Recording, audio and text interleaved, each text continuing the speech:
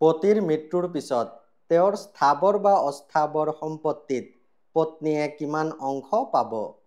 পতি জীৱিত অৱস্থাত তেওঁৰ সম্পত্তিত পত্নীয়ে কোনো অংশ দাবী কৰিব নোৱাৰে। পতিৰ মৃত্যুৰ পিছতহে তেওঁৰ স্থাবৰ বা অস্থাবৰ সম্পত্তিত পত্নীয়ে নিজৰ অংশ পাব।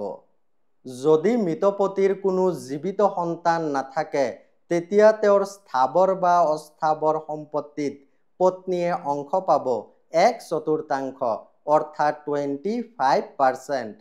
যদি মৃত পতিৰ কোনো জীৱিত সন্তান থাকে, তেতিয়া তেওঁৰ স্থাবৰ বা অস্থাবৰ সম্পত্তিত পত্নীয়ে অংশ পাব 1/8 অৰ্থাৎ 12.5%।